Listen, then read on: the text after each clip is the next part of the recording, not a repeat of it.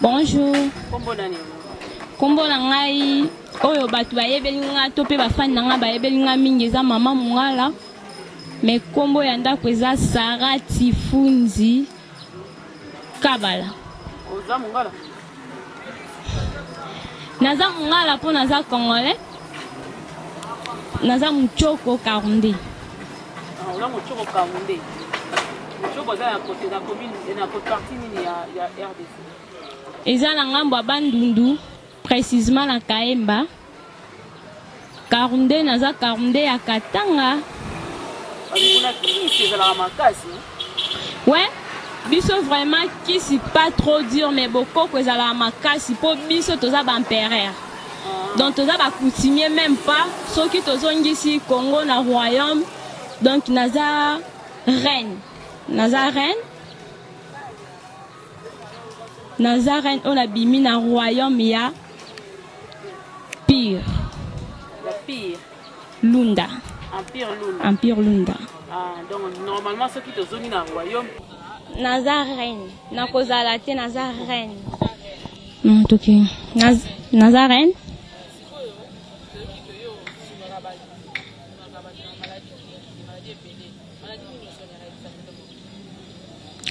Bon, naswanyaka nzoto ya mtu. Oye tangami nzoto ya mobali. Nde nzamba sala mobali nyonso naswanyaka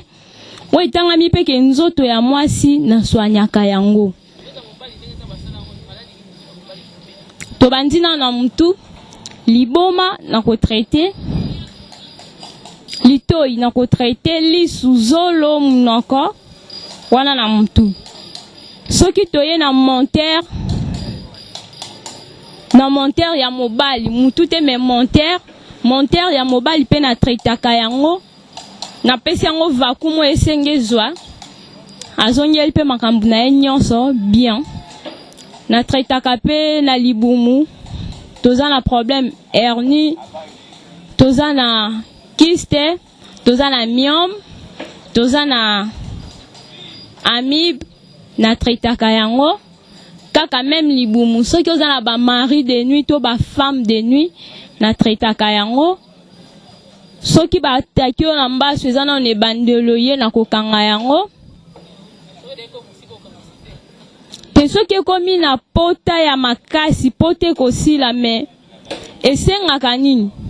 ataki nango nano epesi efe ya mingi te il faut nakanga yango po esila mais soki ekomi ke pote efongwami wana sikoyo ekosenga bandoki po bakota babimisa eloko ekoti na kati bakanga yango. Bon, bato ebele babanga te na milieu naza bato mingi pe bayebi nga déjà bayebi ke o eza reine Mungala. Donc mama Mungala yeyo bayebi te nazanganga te na botami na libota ya royaume na famille. Bon, eya nzambe mutakabelanga mayele pe akabelaka libota langa moko libota langa ndepe alakisaka ngai mayele yango ndenge pe nasalelaka yango. Bon, nayebi yango kotangisa c'est trop dur akotindanga ke sombelanga nzete songolo pakala yaka nango nzete songolo pakala yaka nango sangisa yango pesa yango mutu oyo pona maladi songolo nde bongo nde nayebelaki yango mama na ngai te molimo ne pe malakimia esi akufa na ye nde abanda kolakisa ngai liboma eza malade lokola malaria eza malade lokola typhoïde eza malaria lokola amibe eza malade nde mutu nyonso abelaka bato mingi bakanisa so mutu abeli liboma ke akomi inutile na société te aza mutu eza eloko moko kaka nde ebebi epa na ye soki totie kisi ntango nzambe asalaki banzete apesaki yango mayele apesaki yango boyebi lelo tokomi obenga so mutu asala kisi na nzela banzete akisi ya bokoko okindoki te nzete na nature nzete yebi grandeur ya bonzambe po nzambe asalaki nzete ngana o tozalaki te donc ayebisaki yango mabombami oyo ezomérite kolandisa manzoto ya mutu. Soki tozwi likasa songolo topakala toyebi ke soki totiango esika songolo ekozongisa mutu na kimia epesa mutu kimia.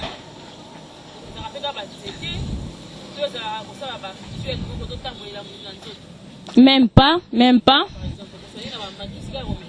Te toropesa soki toropesa kisi ya komela peut-être eza poalala mais aka makasa tokosangisa kotaye na zolo kotaye na misu kotaye na matoi enfin que ezongisa ba rein do ba misisa oyo e déblocaki ezonga na mouvement enfin que epasani azala bien. Bon napesi Papa Kabeya Mbote te napesi mutaliboma nanga moko mbote te napesi nde Papa Kabeya Mbote napesi pe Papa Jean René Mbote bisika bozali bozwa ya bino mbote yango yango nga nayebisi yo maître fois kaka eza maladi lokwa maladi nyonso nayebi.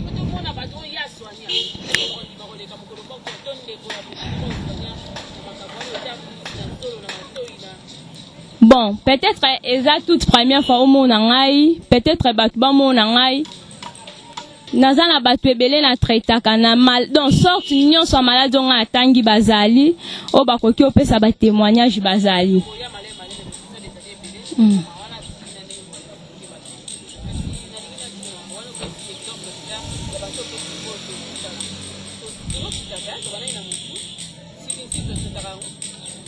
Oui, sinusite. Eza même maladie oyo eza lolenge moko tout comme tokoki comparer yango na liboma. Oui. Eza maladie oyo ezo troubler zolo ba circulation ya zolo na mutu na munoko. Soki ekoti kisi oyo ezo mériter yango mutu akobika yango. Kopesa retour ndeti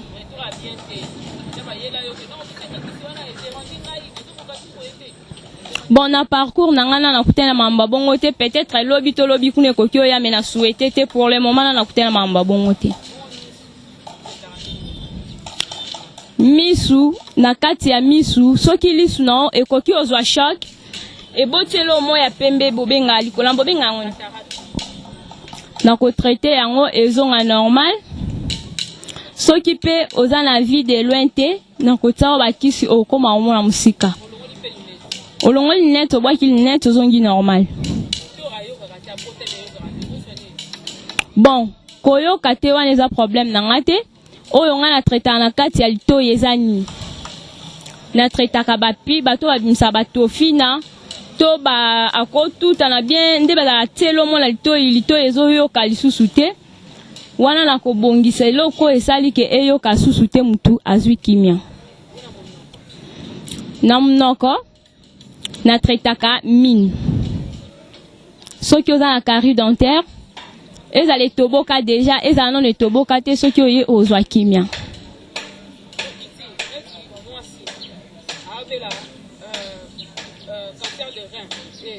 Dessin wana na traita ngo te na kati ya libele loko na traitaka exemple moi na sali renvoi na libele na o eza na problème po ba msusu ekoma afo basalo opération bandenge mobo soko ye nango ngai na ko traiter yango na kati ya libele eza na basi msusu aboti me mitu ya mabele na ye eza na kati moya pesa mwana libele eza te mwana na traiter yango mitu ya mabele ko bima mwana wasa nyanzwa bile ya malamu c'est ça. Na libumu mwasi règle douloureuse na libumu ya mwasi kiste na ko traiter yango na libumu ya mwasi oza na problème akobota okobota na libumu ya mwasi oza na infection oyo ozwi peut-être na nzela ya mobali mo songolo pakala soko ye ozwa kimia.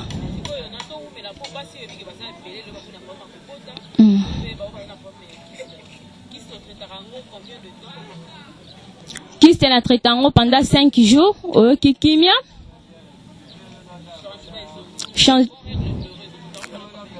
na traitaka yango pe 5 jours. Normalement traitement yango eza 3 jours.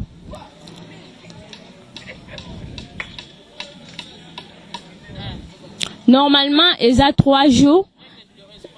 3 jours, mais nataka yango 5 jours. Pourquoi? Tant que vide ba infection o yande ki kosala ki obanda koyo kaka douleur na libumu. So que s'il faut to pesa yo kisi pour excès à règle douloureuse et baby ça peut m'embebele na libumu. Et c'est un asko que il faut continuer aux oiseaux sur le quoi des séances à kisi pour que aux oiseaux kimia et alors quoi to exemple on peut s'en détendre to ça il pansement la pota to moni que pota déjà si ebi kinango. Mais il faut totaler là on est fils kata moi dakin ko sopelango likolo po e kauka penza malam ndenge pe to sala kana règle douloureuse. Donc règle douloureuse il y a 3 jours mais 5 jours pour la copie ça na suka et puis jusqu'à 5 jours il faut préparer la problème en bota même à bota tout à l'heure pendant combien de jours 5 jours 5 jours ba témoigner ça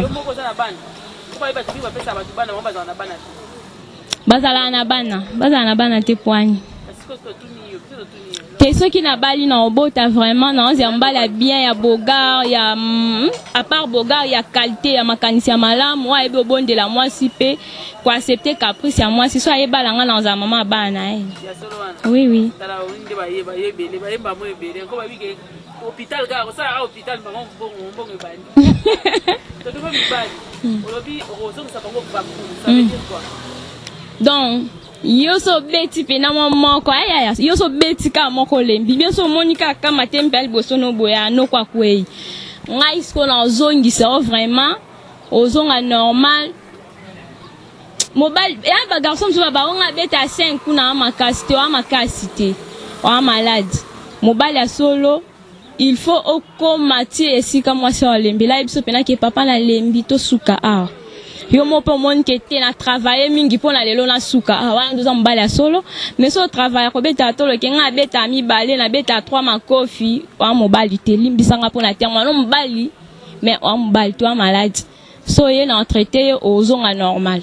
traitement ce que ya mobali pona par exemple que yo wa bande ko na biso mali ye bebi sa bango mu Congo et tout ça là yo ko traiter bango tu as des rapports par exemple avec qui m'a dit que ça rapporte on a des rapports et rétrécir ça organe na bango siko yo ko traiter ngo ikondi ozo misongo normal ko fungwa bon la pesi par Landry Mbote si kaza na France zo vraiment Mbote na maman nga la pesi Mbote déjà otindaka déjà na tindaka pe bon malili ekoki obebisa mutu mu Congo penza te ozande malade maladie ya impuissance sexuelle eutaka wapi eutaka mingi base nango za hémorroïde bato ebele ba néglige hémorroïde ya base ya maladie nyonso na nzoto ya mutu hémorroïde epeso infection hémorroïde et comme c'est impuissance sexuelle même na ngambu na biso basi efongolo comme so muneni mobile moko bala tout comme poko kutana ya mobo ana ba projet malamu pona otanga koti ba bio petite na sala vie mingi or ko ça no peut vite et c'est que hémorroïde des obeta yo e boti ba pi wana epesi infection infecté nzoto au baby bat ba komo quand on travaille trop et comme au kondisa yo ale loka ba fongole la biso ba pharmacie comme au kota pharmacie so ba kiso mela posi panzoto ozipi mikuwa awa ya likolo me kati o baby si ozo tonga te ozo bakisa microbe likolo ya microbe nazana bakisi ona ko pesa mobali to mwasi nyonso na problème ya hémorroïde ya ko purger zali ya ko melezali ya ko bakeza na tala emsu batinso baka o nazana kisa hémorroïde ya ko mela mais ça demi kir bongo ya ko purger zapi ya ko bakeza wapi eza nyonso complet po hémorroïde eza pota o evandi na Nice na ndenga kati ebandi ko détruire colonne ndenge colonne ekenda na kati ya bagoutte wana ya colonne wana soki babike basala mutu ya bongo opération okekuta bapi evandi na kati wana na sel evandi likolo ya bapota o eza likolo ya Nice wana mutu ça na hémorroïde ya liboso eloko azwaka eza koma na problème en sala sel. Ce qui oza mwana mobali okoma na problème en sala sel pe comme si na problème à coucher na maman pona maman noko na bino ayamba ngwa telema na musisa o ekangani na peni et comme ça la passe moyo telema lisusu makasi eza to komo limba okomo limba so ki oye ozwa kisi na yo gamme complet za ya purger ya obaka ya komela 5 jours ya traitement 2 jours likolo ya repos 8e jour on peut ça yo obundala maman total la force plus force. OK, d'accord. Alors au début que na kati tant que pesa mo traitement hémorroïde wana en même temps organe ezonga la taille nango soki ebongisa kitai to eza na kisi mosusu okopesa ye mpona taille na ye ezonga te nyonso ezalaka na kati bato bamela bakisa mama mongala bayebi nasomba banzete ebele na kati ya hémorroïde na profite kotraite yo malaria na kati ya hémorroïde na koprofite na kati ya hémorroïde na koprofite kotraite yo maladie tobenga typhoïde na kati ya hémorroïde na profiter ko traiter yo infection pour hémorroïde pesa ki infection excellent ngo epeso malaria excellent ngo epeso pe typhoïde na traiter yo nyonso wana tango na traiter yo soki noko na yo abungisa kitai akozongela tai na mutu nyonso soki abeli akondaka ona na kisi mo boso pakoli ndo ya munene te maladie za na kati ato pakoli kisi ya lokwa vitamine ameli vitamine lelo moninga munene lobi kuna na konda kaka pona na maladie na nzoto donc soki o disposer tana yo ke ba traiter yo ba peso kisi po eloko nga asenga ka ezala ko respecter traitement so respecter traitement na o mona ke noko na yo akozonga na longueur normale akozonga pe na santé na normal ya noko nyonso esenga kazala 21 cm bien 18 cm sko so kaza na mutaye malade ayepa na yo banana ko mesurer cm te na yebi déjà ngana munganga soki esengi na mona na komona soki aza mutu asoni peut-être expliquer façon na kopesa moral akofunga melanga kaka afunga melanga ma nyonso eleka nango bien eleka bien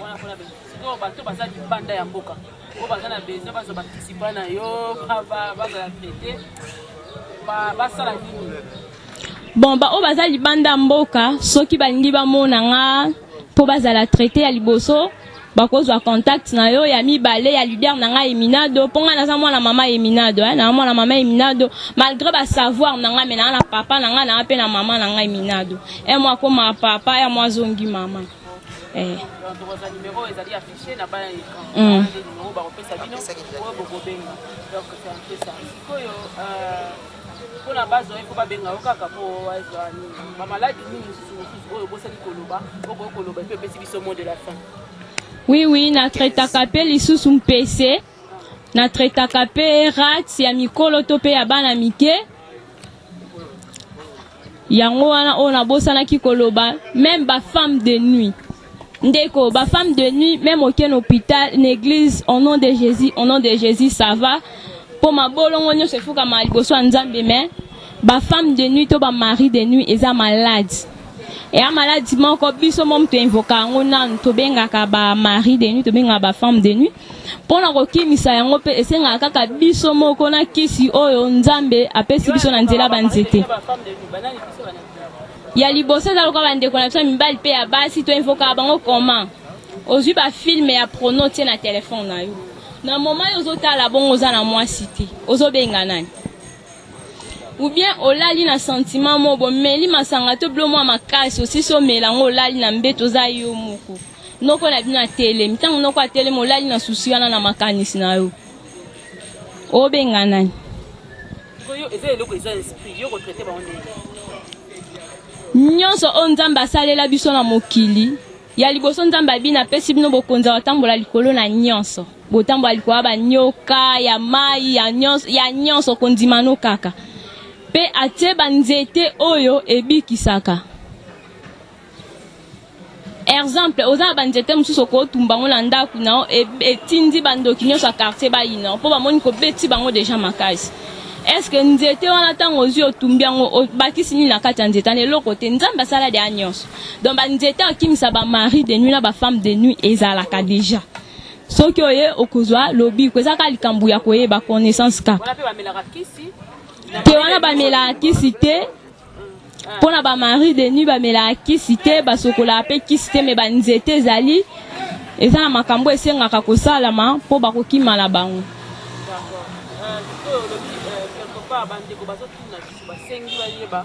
balobi makambo ya faiblesse sexuelle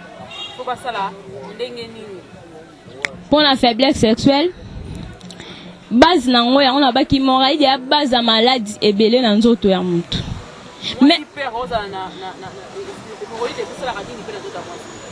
ya liboso epesaka faiblesse sexuelle yana basi mosusu aiso nango kasi mposa mwasi ya mobali nanga te so mobali asimba mo nango distraction mobali so akoti ye ye akomi munene mobali akomi moke akomi oreklame o mobali nanga na peni moke orke ye nde akomi munene ye nde aza malade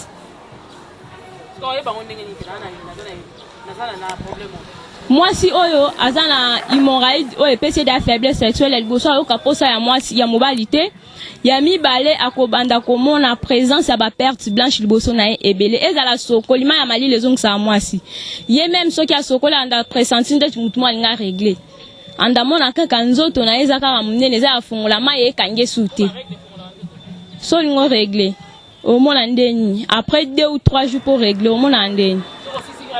avant régler soki osokola omona pena ke na okangama ndenge nakangamaka te osanti kokomi mwa kofungwama ndambo sikoyo ya hémorroïde ezalaka plus ke wana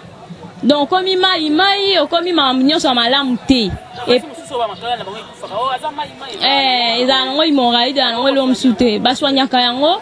même soki epesi déjà infection bakisi nango mpe ezali akozwa akobika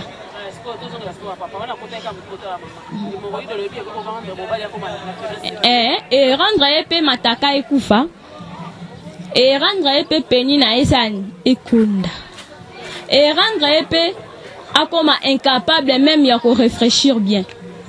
yana mibali mosusu soki hémorroïde ekomi chronique même yo mwasi so bayeli ata problème mwa moke okoma mona yango grave okomona yango nde selekeli yo na makanisi na mkongo na okomo yoka nde tomema charge mobo okomo okantia mosusu estomac moto epeso bachaleur wana epeso kilo wana eza nango estomac te eza mpe bamemisi yo charge mobo ete babeti yo mpe babandoki te mais eza kaka hémorroïde moto ezorendre yo badifficulté nyonso wana donc so tosoigne ka hémorroïde na kati ya hémorroïde natiaka makambo ebele na kati et soigner nyonso wana ka na 5 jours wana et soigner nyonso wana ozongela makambo nyonso bien d'accord sikoyo tokei na simanteza mwasi nyonso na baki hémorroïde ya base makambo ebele mwasi soki ofongwami liboso mpona hémorroïde baperte blanche ekomi obima yo okomi munene yebaki ya liboso koperdre santé na yo mpe beauté na yo ntango operdre yango eza te ke fomelaka bakisi ya pharmacie mpo bika te ya mpe na bato mosusu bana na bango na maladi te ameli kisi ya pharmacie mundela facilitage mpo garde mwa beauté mwa ben esalaka nango mpe bien kua mpo tokoboya yango te me na bakisi ya mama mungala mama mungala kopo ya tifunji na kabala soki omeli yango santé na yo nyonso ekozonga ndenge mama na yo na papa na yo basani babotela yo papa na ngamba bapapa soki ozalaki na 18 cm okomi na 15 okozonga 19 cm na bakiselo bonisa moko soki ozalaki na 21 cm na bakiselo mpe bonisa moko okomi 22 epesi mpe makambo epesi makambo kaka ndenge olobi wana sikoyo nga nalingi nayeba différence nini parce que natuni yo makambo ya béton est-ce que yo mpo esonera béton oza mwana ya mama mongala la reine oto oyokaka oyo oza bandeko ngai naza katange muchoko ndeko ya bato ya bandundu na ndeko ya bato ya katanga donc naza mungala mpo naza congolais mpo tolobaka lingala c'est pour cela babengaka nga mama mungala mpo nga atanga te nalobaka mingi lingala linga français te eloko nangi na ba mpo na nsima te bapekisanga mpona tanga te nzambe atanga te mutu mpe mason oyo asala ekole to mutu azwa ide osala ekole ye mo atanga te nga nazwa ide osala ekole moyena atanga eza te mpo nayebi da nyonso nayebisi yo kaka ke nga nde mu nasala ekole moyena atanga eza te mosu nga na ban siko nazwa tanga otanga ndeni bon nga naza ban beleve nde bayaka ovandela nga po bazwa leso batanga nga na su na tanga otanga te te na s'échapper te te naluki mpe raison te bon raison valable hein? Naza orpheline de père et de mère depuis mukie nazwaki chance ya famille ba soutenir nga te pour na classe